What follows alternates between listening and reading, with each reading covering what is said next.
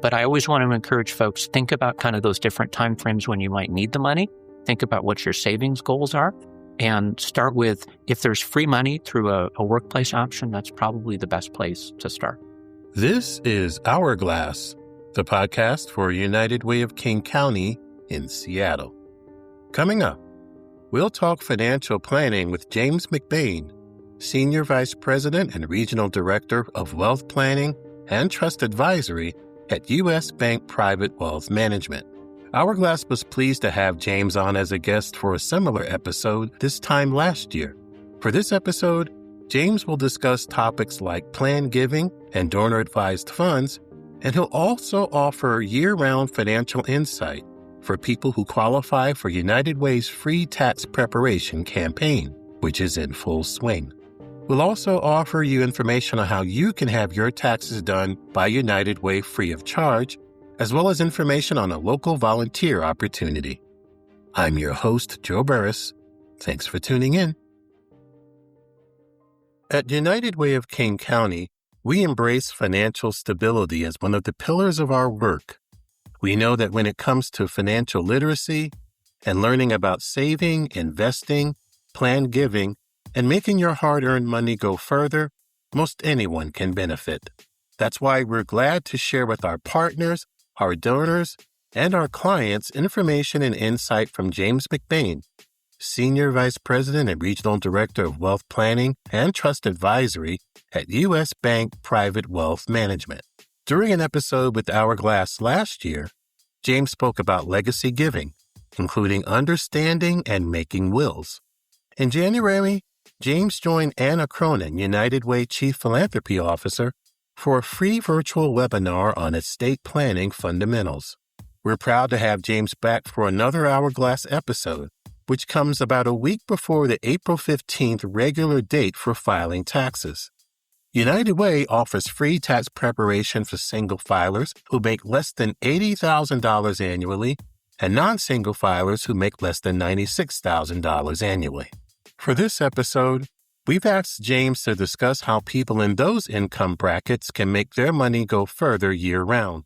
He'll offer insight on everything from purchasing life insurance to couples sharing ownership of cars or property, along with advice on topics such as donor-advised funds, Roth IRAs, and trusts. This episode aims to show that a conversation about financial planning is something we can all benefit from. So let's dive right in. We begin with James discussing estate planning, namely why it's so important. Estate planning is just the process of putting down on paper your wishes as to where your assets would go on death, as well as providing for who would help administer an estate, who would help you if you became incapacitated, who would make financial and medical decisions. So the estate planning process is intended to be a process of looking at what you own and looking at who would be able to help in the event you needed help during lifetime or following death to make sure that your assets go to your loved ones or charity or whomever you might like. Okay, now I remember when you did the webinar in January, you talked about the ways assets pass at death. Can you just tell our listeners about that? Well, there are a number of different ways that assets pass at somebody's death, Joe. There's the one that we talk about the most, which is by will, which is often referred to as the probate process. Okay. So that's when someone does a will and the will says they want to leave something to another family member. That will gets introduced in court. A personal representative or executor gets appointed, and then the assets are transmitted by that personal representative or executor to the beneficiaries under the will. There are also contracts that people have, which is if they have a bank account that says joint tenant with right of survivorship.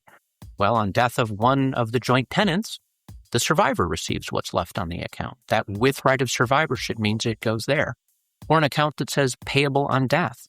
When the account owner dies, it passes to the person that they've named as their beneficiary. There are also beneficiary designations on things like 401k plans or IRAs or other types of assets where you can specifically designate who should receive that asset upon death. Mm-hmm. Those are very common also in life insurance and other types of contracts that way. People also do trusts. Mm-hmm. So a trust is just a relationship among someone who creates it and then a trustee who's going to hold property for somebody else, a beneficiary. So grantor, trustee, beneficiary. And that's certainly one way that assets pass on death is by a trust. There's also by operation of law, which just says in the event somebody doesn't have a will, doesn't have things that are designated, the law in the state in which they reside is the backstop that says where things go. And in Washington, we look at that, and it's a community property state. So if there's no will, the community property can pass to the surviving spouse. If there's no spouse, then we start looking at are there children, where the assets can go to children. And if there are no children, we look up the family tree. State law is intended in most states to try to encapsulate what people might want, which, again, spouse first, children, those types of things. If you don't want that, you need to do a will.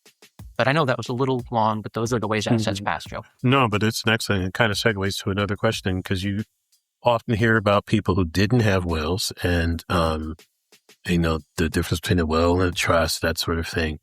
If someone does a will, does it need to be legalized? Does it need to have a notary sign it? I mean, what makes it legal and hold up in a court of law? That's a great question. So in each state can be a little bit different.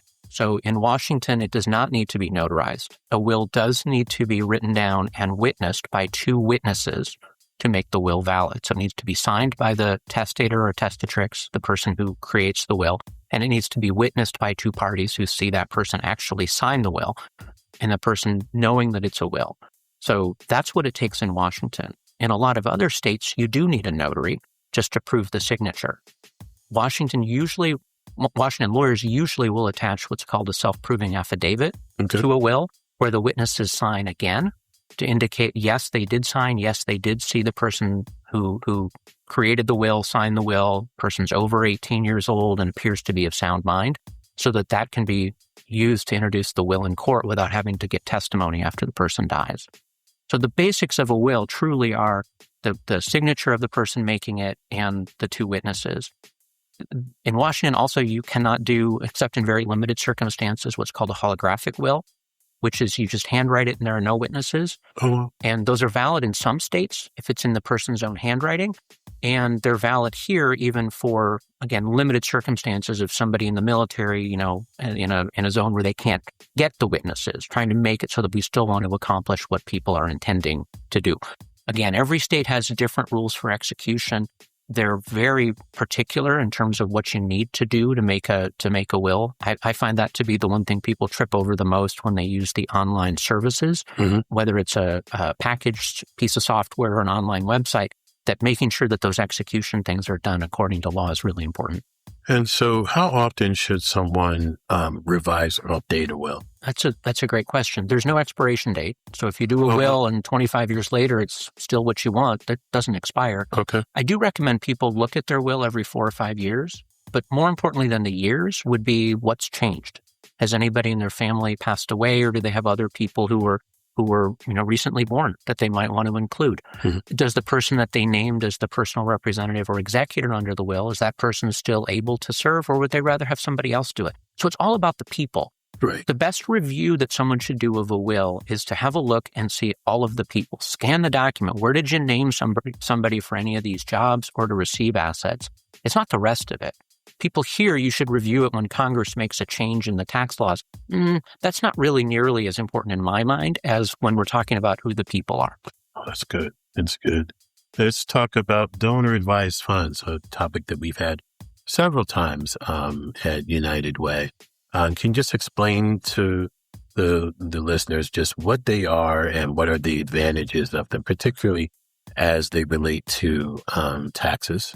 So a donor-advised fund, it's a great way for people to start into charitable giving and for people to do longer-term gifts. So a donor-advised fund is an account, essentially, that is created by a donor, somebody wanting to give the money, and it's set up either at a community foundation, local community foundation, or through a lot of financial institutions at this point. They qualify as that still community foundation donor-advised fund. And then the donor who creates it has the ability to direct where those funds are going to go, which charities they're going to pick, all the things that they might want to do and who they want to support year in and year out.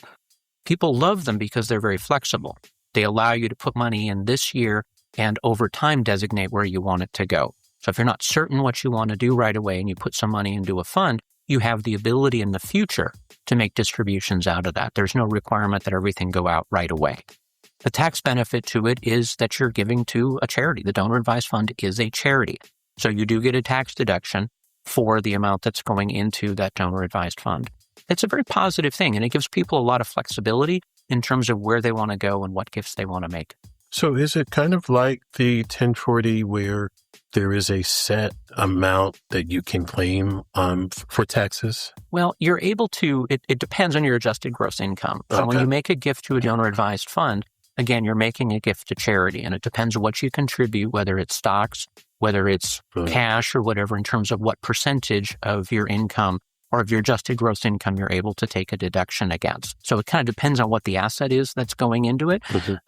It's important to think about this and to understand how much of a deduction you're going to get, or if it even makes sense to do it for deductibility purposes, because many more people now with the large standard deduction are not even itemizing. Exactly. So charitable contributions are an itemized deduction, where a standard deduction is the one large amount that you're able to take to deduct against your income. Right. So what people end up doing in paying attention to that is they end up doing their charitable giving in many ways for the reasons that they should be, which is giving to charity and worrying less and less about the taxes. Where people are worried about the taxes, what we're seeing a lot more of is people who will do them kind of in bunches. They'll make a larger gift one year and maybe the standard deduction the next, just depending on what makes sense for their own tax situation. And so much of this is kind of pointing to legacy gifts and planned giving. When you have conversations with people about that, what are some of the things that you hear? What are some of the questions that people want to know? The biggest question that people want to know is, what is the charity going to do with the money? So is that, if it's in a will and it's a bequest and it says I leave this much to United Way of King County on my death, they want to know, or they often want to talk to United Way and figure out what's it going to be used for? Which program do I want to support? And that connection with the charity, I think, is so very positive because that is what the legacy is all about. Other folks don't want to do that at all. They want to be anonymous. They'd rather just leave the money to United Way and let United Way figure out what to do with it. Both are wonderful. Again, this is all about the decision to be made by the donor, by the person who wants to include charity in their will. I will tell you, as somebody who right now works in the wealth management business but practiced law for a long time, many, many clients made these types of gifts regardless of the tax benefit. They did it because they wanted to do it. They had a charity they wanted to support. They wanted to do things that were going to help sustain that charity. And in many charities, bequests do that. They really are the sustaining kind of unplanned planned gifts. They're planned in terms of it's in the will, but we don't know when it's going to show up because we don't know when the person's going to pass away. So now United Way currently has its free tax preparation campaign for individuals who make less than $80,000 annually and non-individual filers who make less than $96,000 annually. In what ways can people in those income brackets make their money go further? That's a great question. And the starting point I would always say is look for, what is your workplace option? Is there a 401k or a 403b or something else through work that allows you to put money away for retirement?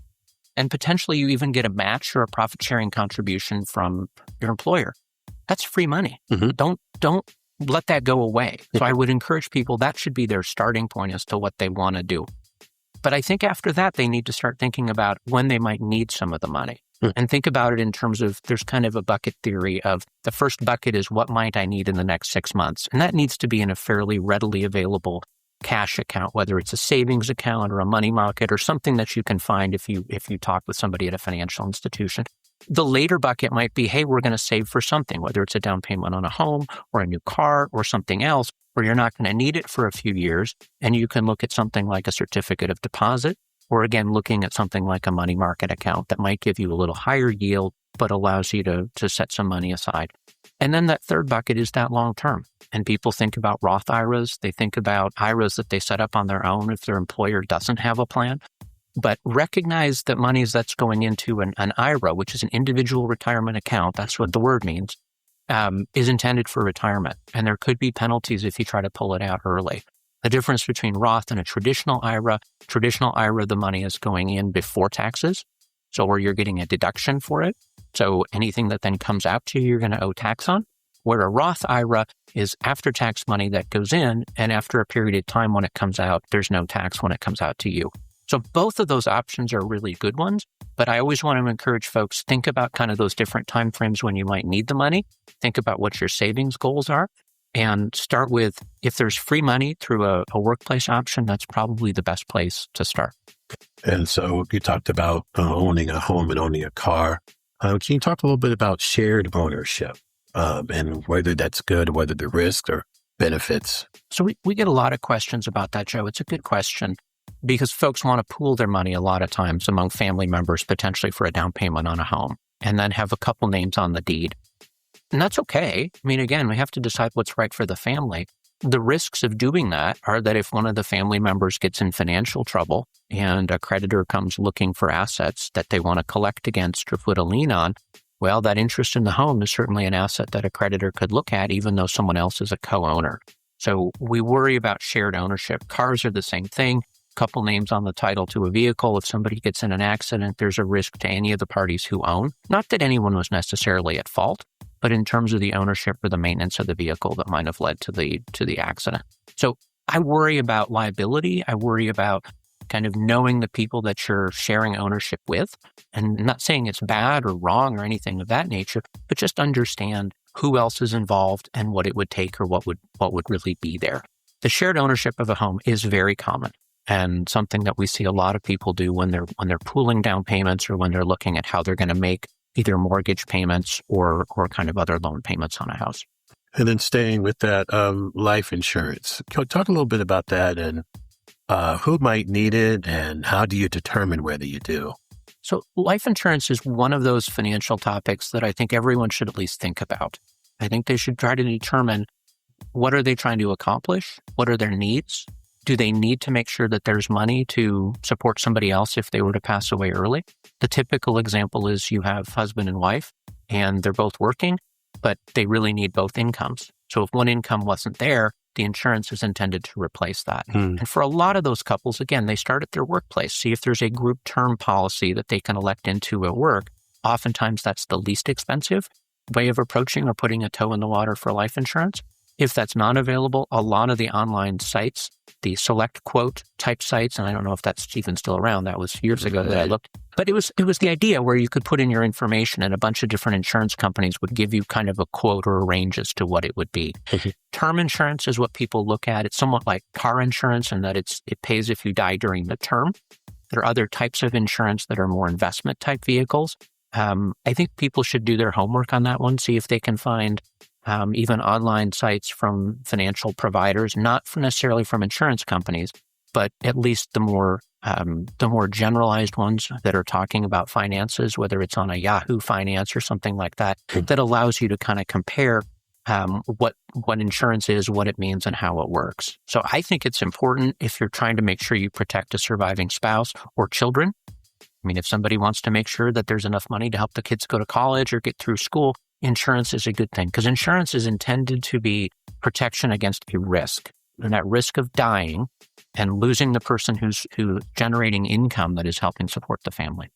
And so with all of this in terms of, particularly as it relates to investing and putting money aside, what are realistic expectations?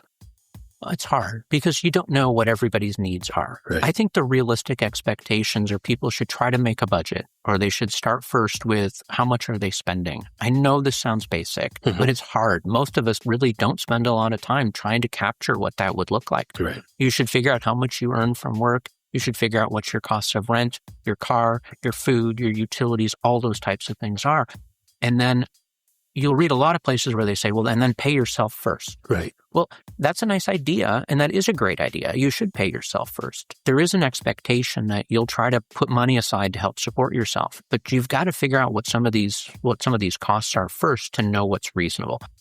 I worry that people read some of those things and they feel like they're then falling behind. Right. Because it will say, pay yourself 20%. Well, if you don't have 20% because you have other needs and you're helping support other family members, that's not wrong. And so to hear that and feel like you're falling behind, I think that's terrible. I think it's easier for people to first assess what do they have and then think small.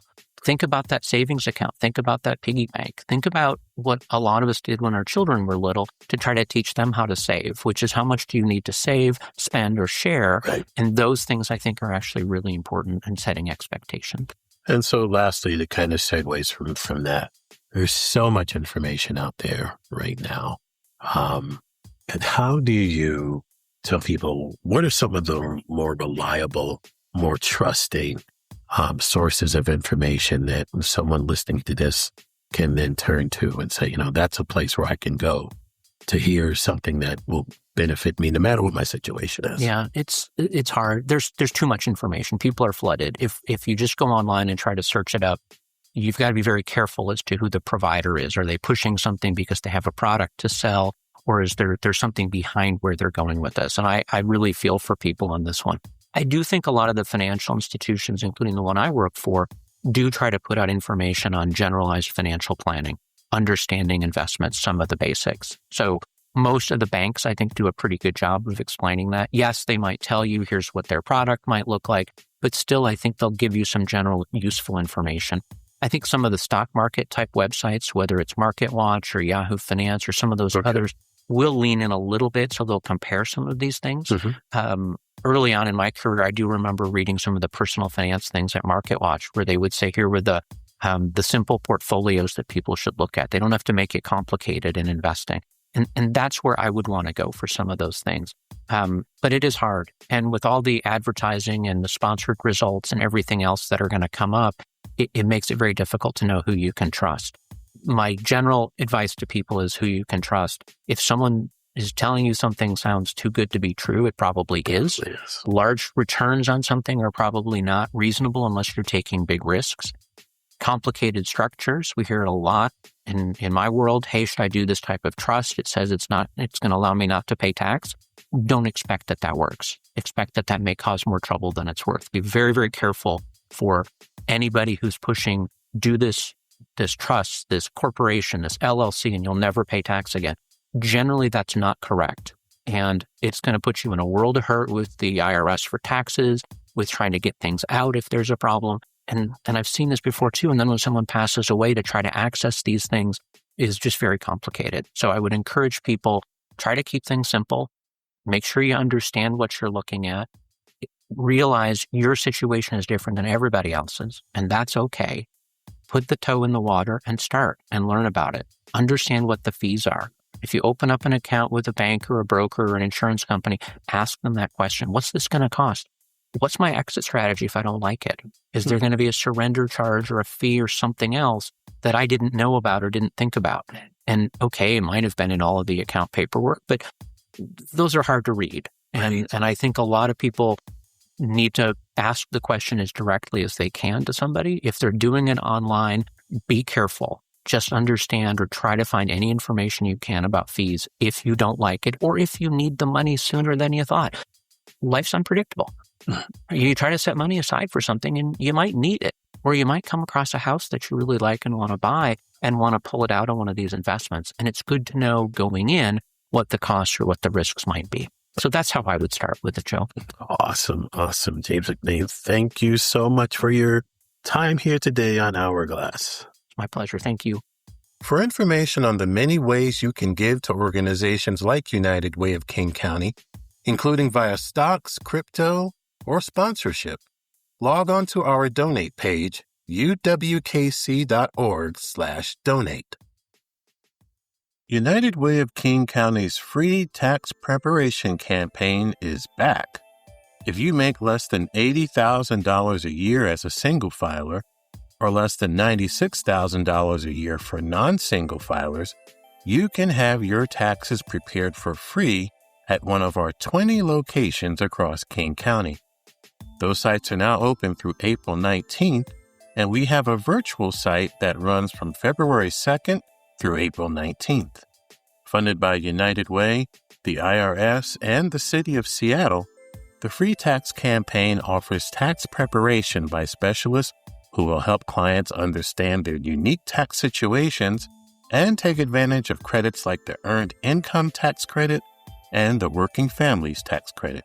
Last year, United Way's free tax campaign reached 18,200 of our neighbors, supporting them with $17 million in tax credits and refunds. For more information, log on to freetaxexperts.org.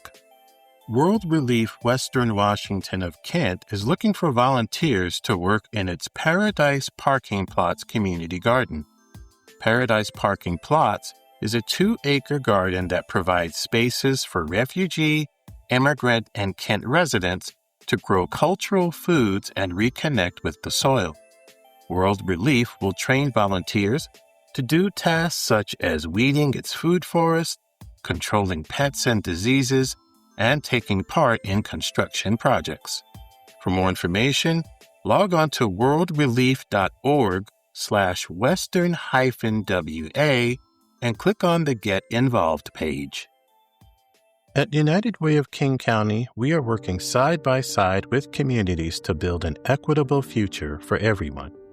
Hourglass United Way is a podcast that highlights how we and our partners spend time making a difference in our communities. Our work is made possible by the generous donations from people like you. Please send comments and suggestions about our podcast to hourglassunitedway@gmail.com. To learn more about our work or to support United Way, log on to uwkc.org. I'm your host, Joe Burris. Thanks for listening. Until next time.